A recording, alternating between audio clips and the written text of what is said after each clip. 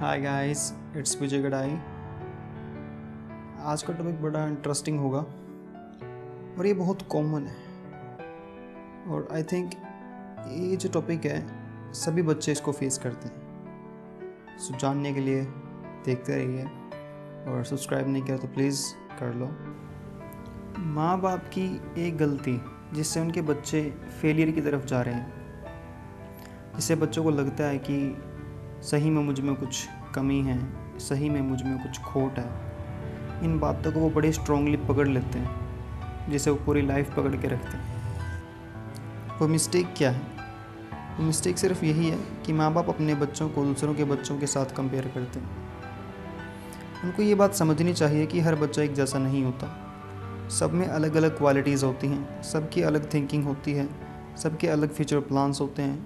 But parents दूसरे के बच्चे की थिंकिंग के बेस पर, दूसरों के फ्यूचर प्लान्स के बेस पर अपने बच्चे को जज कर देते हैं और यही बातें उनके सामने बार बार दोहराई जाती हैं, जिससे बच्चे को सही में लगने लगता है कि मुझ में कुछ कमी है और बच्चे इस बात को पकड़ लेते हैं पूरी उम्र।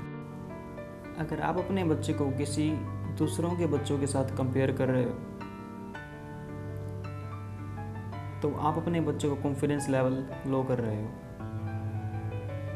जिससे वो पूरी उम्र कुछ नहीं कर पाएगा। अब आप ही बताओ, जिस बच्चे में कॉन्फिडेंस ही नहीं रहेगा, जिस बच्चे में कॉन्फिडेंस है ही नहीं, वो लाइफ में क्या कुछ कर पाएगा, क्या बन पाएगा? कुछ नहीं। वो अपनी बात किसी के सामने एक्सप्लेन ही नहीं कर पाएगा क्योंकि उसके अंदर कॉन्फिडेंस ही नहीं है। अब पेरेंट्स के मन में एक और बात आएगी कि हमको कैसे पता चलेगा कि इनके अंदर ये क्वालिटीज़ हैं, जब वो हमें बताएंगे ही नहीं तो हमें पता कैसे चलेगा। अब आप लोग एक बात बताओ कि क्या आपने कभी अपने बच्चों से पूछा है कि बेटा तुझे क्या करना है, तू क्या करना चाहता है, तू क्या बनना चाहता है, तेरे फ्यूचर प्लान्स क्या हैं? कोई प्लान बना रखा है? नहीं, आपने कभी नहीं पूछा। So please I request to all the parents कि आप सबको अपने बच्चों से पूछना, ये सब बातें पूछनी चाहिए। जब बच्चा अपनी बात बताएगा तो उसमें कॉन्फिडेंस बढ़ जाएगा। बच्चों का सबसे बड़ा फियर क्या होता है कि वो अपनी बात दूसरों के सामने नहीं रख पाते। कुछ बच्चे अपने पेरेंट्स के सामने बातें नहीं रख पाते। क्यों?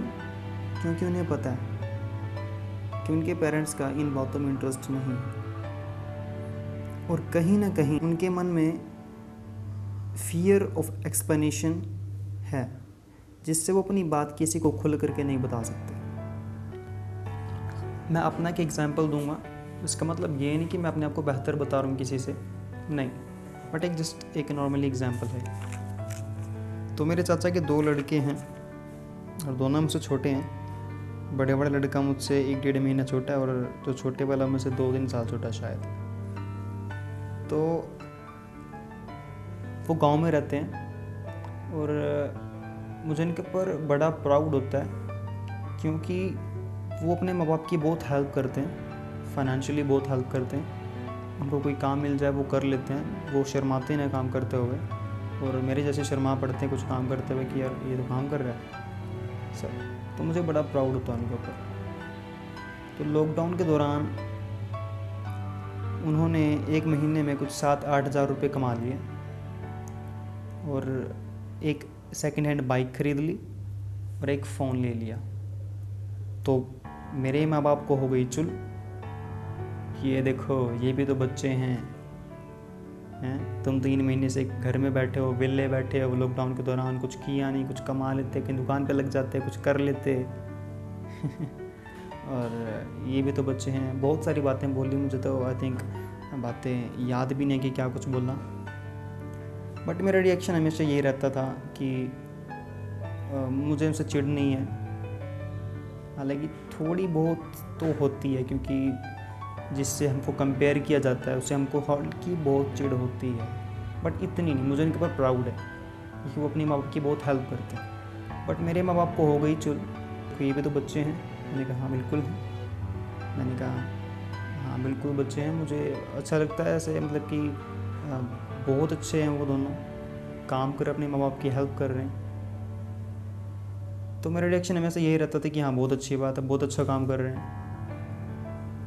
बट मैं एक बात डंके की चोट पे कह सकता हूँ कि लॉकडाउन के दौरान इन 3 महीनों के अंदर मैंने जो नॉलेज गेन की है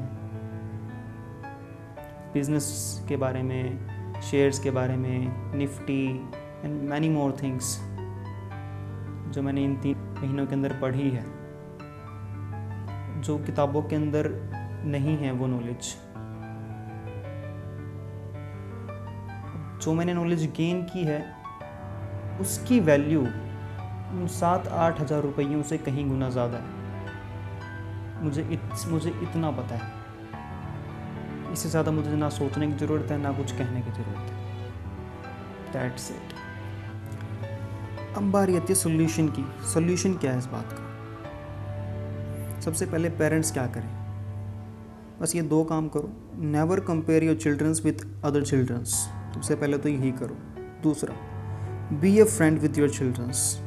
अब फ्रेंड का मतलब ये नहीं कि जो नॉर्मली फ्रेंड्स होते हैं। फ्रेंड का मतलब ये कि आप सामने वाले की बात सुन रहे हो, आप उसके अंदर अपना इंटरेस्ट दिखा रहे हो कि हाँ भी मुझे इस बात में इंटरेस्ट है,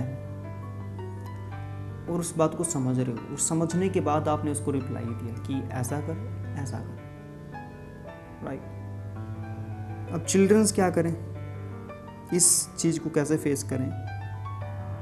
पहला, अपने पेरेंट्स के साथ थोड़ा बैठना स्टार्ट कर दो, उनके साथ थोड़ा टाइम स्पेंड करना स्टार्ट कर दो, और अपनी इमेज को मेंटेन करके रखो। उनको फटाक से जवाब मत दो, थोड़ा टाइम लो, उनकी बात को सुनो, समझो। अगर आपको लगे कि हाँ ठीक, तो यस कह दो। अगर आपको लगे कि ठीक, मेरे लिए ठीक नहीं है, तो आप थोड़ा टाइम लो, सिचुएशन के हिसाब से, सिचुएशन के से अकॉर्डिंग नो बोल दो कि नहीं, बट इंस्टेंटली ना मत करो। इससे आपकी इमेज पे फ़र्क पड़ सकता है। अगर इमेज एक बार ख़राब हो जाए तो उसको दोबारा से रिपेयर करने में बहुत टाइम निकल जाता है और बहुत मुश्किल हो पाता है। आपके सामने एक एग्जांपल हो सकता है सलमान खान। सलमान खान ने यंग एज में बहुत सी मिस्टेक्स की हैं, वो हम सबको पता है, बट आज वो एक अच्छा इंसान भी है, ये बात भी हम सबको पता है। बट कुछ लोग उसको उसके पास्ट के बेस पे उसको आज जज करते हैं, आज भी जज करते हैं उसके पास्ट को लेकर के। तो इसलिए इमेज आपकी ख़राब ना हो, ऐसा कुछ ना करो।